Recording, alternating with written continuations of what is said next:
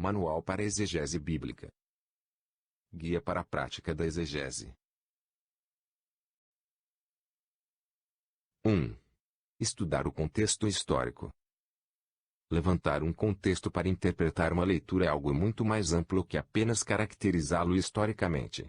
Analise. Primeiro, leia todo o livro de uma só vez. Segundo, destinatários, leitor ideal e leitor histórico. Terceiro, propósito. Quarto, ênfases especiais ou questões emergentes. Quinto, esboço anotado de todo o livro. Sexto, verifique suas observações por meio da comparação com a literatura secundária. Sétimo, informações esquecidas. Oitavo, refazer leitura. 2. Confirme os limites da passagem. Muito muda de uma edição ou tradução para outra, portanto é importante comparar o texto que você está usando com outras versões. Compare a paragrafação nas principais edições da Bíblia, para que você possa identificar as diferenças. 3. Domine completamente o parágrafo ou perícope em estudo. Explore cada parágrafo até o fim, incluindo comparações com outras versões. Analise. Primeiro, faça uma tradução provisória. Segundo, faça uma lista provisória de dificuldades exegéticas. Terceiro, leia todo o parágrafo, em várias traduções. Quarto, 7 traduções: ARC, ARA, NVI, Almeida 21, BJ, NTLH, Judaico, ITEB. Quinto, coloração nas diferenças entre as traduções. Sexto, diferenças exegeticamente importantes. Sétimo, identidade das diferenças, CT, gramática e lexicografia. 4. Analise a estrutura das frases e as relações sintáticas. Compreenda como o texto se constrói desde seu encadeamento de frases até seus gêneros textuais. Analise. Primeiro, fluxograma das frases. Segundo, diagrama das frases. 5. Estabeleça o texto.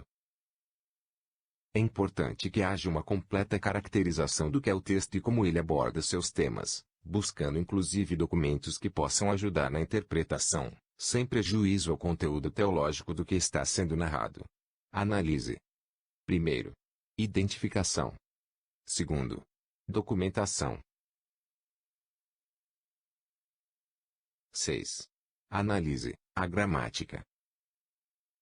A gramática é amiga e inimiga da interpretação, pois se ela pode tornar um texto bem claro em sua interpretação, ela pode também dar a uma única frase diversas leituras diferentes. Analise. Primeiro, dúvidas sobre a gramática. Segundo, leitura diferente de frase ou oração. Terceiro, ambiguidades genuínas decorrentes de impossibilidade de interpretação precisa. Quarto, possíveis opções. 7. Analise as palavras significativas. As palavras têm uma vida prévia e posterior ao seu uso, têm uma origem, um uso imediato e um uso histórico, por isso analise. Primeiro, etimologia, origem da palavra. Segundo, diacronia, uso no tempo e na história, que muda muito. Terceiro, sincronia, uso imediato e às vezes circunstancial, relativo apenas ao momento da história. 8. Pesquise o pano de fundo histórico-cultural. Essa é uma das principais bases para a exegese, visto que comportamentos, costumes e, logicamente, opiniões só podem ser compreendidas com essas informações. Primeiro, significado de pessoas, lugares, eventos, etc., mencionados na passagem. Segundo, ambiente sociocultural do autor e de seus leitores. Terceiro, costumes e práticas do autor, ou orador, e de seus leitores, ou ouvintes. Quarto, cosmovisão do autor, e de seus leitores. Quinto, intertextualidade.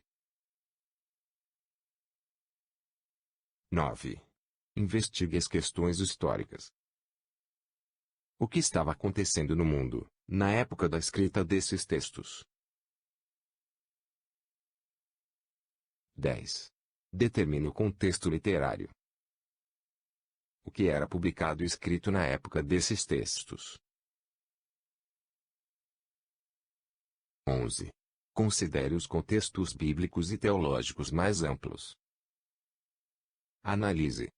Primeiro, funcionamento dogmático da passagem, ensinando ou transmitindo uma mensagem, na seção, no livro, na divisão, Testamento e Bíblia. A. Comparação com outras passagens que tratam dos mesmos tipos de questões. B. Outros elementos das Escrituras que ajudam a torná-la compreensível. Segundo, funcionamento teológico com respeito a todo o corpus de revelação que compreende a teologia dogmática cristã. A.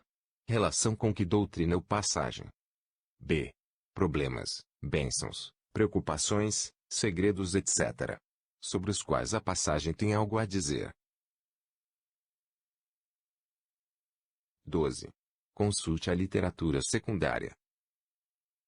As obras que estão à margem do texto estudado também são importantes para seu entendimento.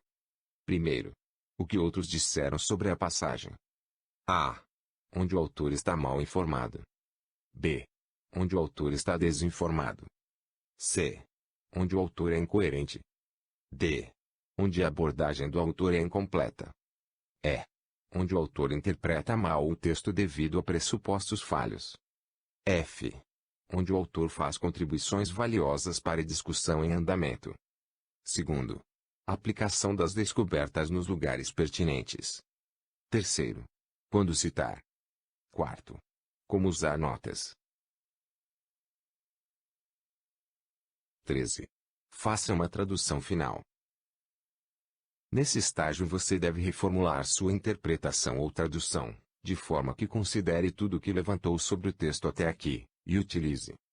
Primeiro, anotações para explicar as escolhas de palavras que poderiam soar surpreendentes ou óbvias. Segundo, traduções possíveis de uma palavra ou frase importante. Assim você chega a uma exegese mais completa e mais bem fundamentada.